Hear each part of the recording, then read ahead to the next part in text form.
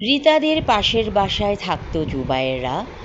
জুবায়েরের সাথে রিতার অনেক ভাব ছিল। কখন যে তারা ভালোবেসে ফেলেছিল দুজন দুজনকে কেউ জানে না। জুবায়েরের মা আর রিতার মা রীতিমতো বান্ধবীর মতো। পাড়ার মধ্যে বাসা, একই পাড়ায় থাকে ওরা। একদিন ওদের মধ্যে প্রেম হয়ে গেল, অর্থাৎ রিতা আর জুবায়েরের। রিতা বলেছিল, আমার মনে হয় তোমাকে ছাড়া আমি বাঁচবই না। জুবায়ের বলতো, আমারও তাই মনে হয়। যদি কোনো দিন দেখো আমি অন্যের হয়ে গেছি, সহ্য করতে পারবে? রিতা ডাগর চোখ মেলে বলতো, এ আমি সহ্য করতে পারবো না। একদিন রিতার মা বলেছিল, জুবায়ের তোর আপন ভাইয়ের মতো। রিতা অবাক হয়ে বলেছিল, সে তো তোমার বান্ধবীর ছেলে, তাহলে আমার আপন ভাইয়ের মতো হয় কেন? কিভাবে হবে? তখন রিতার মা কিছু বলেনি, বলেছিল, কথাটা তোকে আমার জানানো দরকার, কারণ আমি দেখছি তুই বেশি বেশি করে ওর সাথে মিশছিস, কিন্তু সম্পর্কটা যেন ভাই বোনের মধ্যে সীমাবদ্ধ থাকে, অন্য কিছু ভাববি না। ততক্ষণে রিতা আর জুবায়ের একজন আরেকজনের সাথে প্রেম বন্ধনে আবদ্ধ হয়ে গেছে। কেউ কাউকে ছাড়া যেন চোখে সর্ষে ফুল দেখত, এমনটাই হয়েছিল।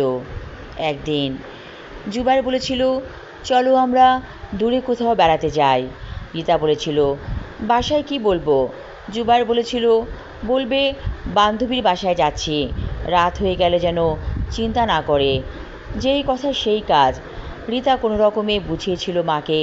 তারপর ভোরবেলা জুবায়ের আর রিতা চলে গিয়েছিল শহর থেকে অনেক দূরে। রিতা কথাগুলো বলছে আর খসরু শুনে যাচ্ছে। খসরু এক পর্যায়ে বলল, কোনোদিন জুবায়ের আমাকে তোমার কথা বলেনি তো? কেন এই কথাটা সে চেপে রেখেছিল? তাহলে তো আর আমাদের বিয়ের কথাবার্তা হতো না। রিতা বলল, এটাই তো রহস্য। তাহলে শোনো আরও কথা। খসরু বলল, আমার মনে হচ্ছে তোমাদের সম্পর্কটা অনেক গভীরে গিয়েছিল, আমি আর শুনতে চাই না। রিতা বলল, না, আমাদের সম্পর্কটা অনেক পবিত্র ছিল, রীতিমতো শিরি ফরহাদের প্রেম কাহিনীর মতো। আমরা কেউ কারোকে স্পর্শ করিনি কোনো দিন। অর্থাৎ নোংরা স্পর্শ বলতে যা বোঝায়।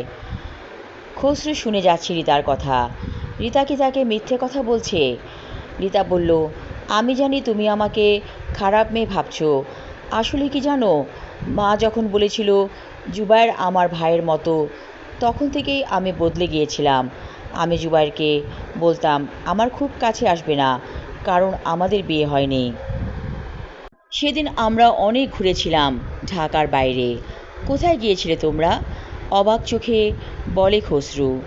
এই তো আমরা গিয়েছিলাম বুড়িগঙ্গা নদীর ওই পাড়ে। ও আচ্ছা, সেটা তো একটু গ্রাম গ্রাম এলাকা, তাই না? হ্যাঁ, গ্রামীণ পরিবেশ, এজন্যই গিয়েছিলাম। তারপর আমরা সেখানে একটা হোটেলে খাবার খেয়েছিলাম। আমাদের ফিরতে ফিরতে কিছুটা রাত হয়ে গিয়েছিল। তারপর মা আমাকে যে কথা বলল, সেই কথা শুনে আমি স্তম্ভিত হয়ে গেলাম। মা আমাকে বলল, জুবায়ের তোর দুধ ভাই, অর্থাৎ আমার সন্তানের মতো। একসময় আমার বান্ধবী অনেক অসুস্থ হয়ে গিয়েছিল যখন জুবায়ের খুব ছোট। মায়ের দুধ পান করত। এই সময় আমার বান্ধবী ভর্তি হয়েছিল হাসপাতালে। উপায়ান্তর না দেখে আমি তাকে দুধ পানের ব্যবস্থা করেছিলাম, অর্থাৎ সে আমার সন্তান হয়ে গিয়েছিল। তুই তো জানিস আমাদের ধর্মে দুধ মা কী জিনিস, অর্থাৎ জুবায়ের আর তুই ভাই বোনের মতো অনেকটা, এবং ইসলাম ধর্মে তোদের বিয়ে নিষেধ। এই কথা শুনে রিতা বলেছিল, তুমি কথাটা আমাকে আগে বললেই পারতে, কেন এত দেরি করে বললে? এখন তো আমার সব কিছু শেষ। মা বলেছিল, আমি সব জানি, কিছুই শেষ হয়নি। তোদের সম্পর্কটা অনেক পবিত্র। হয়তো দুজন দুজনকে ভালোবেসেছিস, সেই ভালোবাসাটাকে মনে করে নিস যে ভাই বোনের ভালোবাসা। রিতা বলতে লাগলো খসরুকে, আমি যখন এই কথা জুবায়েরকে বললাম, জুবায়ের সহ্য করতে পারেনি, সেই রাতেই বিষ খেয়ে আত্মহত্যা করেছিল। খসরু বলল, জুবায়ের আমার বন্ধু ছিল এবং সেই বন্ধুর মর্যাদা রাখতেই আমি তোমাকে বিয়ে করব। কারণ জুবায়ের ওপারে চলে গেছে, সে যেন আমাদেরকে দেখে অন্তত শান্তি পায়। রিতা বলল, ও কি শান্তি পাবে নাকি আমাদের বিয়ে হয়ে গেলে আরও কষ্ট পাবে? খসরু বলল, কখনোই না। জুবায়ের আমাদেরকে দেখে দূর থেকে অনেক শান্তি পাবে। রিতা বলল, আমি ভেবেছিলাম সব কিছু শোনার পর তুমি আমাকে ভুল বুঝবে। খসরু বলল, আমাদের সম্পর্কটা অনেক দূর এগিয়ে গিয়েছে, এরপরে আর ফেরা যায় না। রিতা বলল, এই বেদনা নিয়ে আমাকে বাঁচতে হবে। খসরু বলল, আসলেই তো কত কষ্ট, একটা জীবন নষ্ট হয়ে গেল তোমার কারণে। রিতা বলল, এতে কি আমার কোনো দোষ আছে? খসরু বলল, কোনো দোষ নেই তোমার, হয়তো বিধাতা এভাবেই সব কিছু লিখে রেখেছিলেন, আসলে আমাদের কোনো কিছু করার নেই। রিতা বলল, তুমি এত সহজভাবে ব্যাপারটাকে নেবে আমি ভাবতেই পারিনি।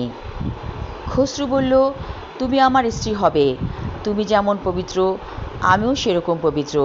যেহেতু আমরা স্বামী স্ত্রী হব, তাই আমাদের সম্পর্কটা নির্ভেজাল হওয়া উচিত। তুমি তোমার জীবন কাহিনী শুনিয়েছ, আমিও শোনাতাম যদি আমার জীবনে এমন কেউ থাকতো। রিতা, তুমি অনেক ভাগ্যবতী, তোমাকে ভালোবেসে একজন জীবন দিয়েছে। আমি যখন তোমার স্বামী হব তুমি আমাকে কষ্ট দিও না, হয়তো আমার জীবনে এমন ঘটনা ঘটতে পারে। রিতা খসরুর হাত চেপে ধরে বলল, তুমি এমন কথা প্লিজ বলবে না, আমি তোমাকে ছেড়ে কখনোই যাব না এবং তোমাকে কষ্ট দেব না।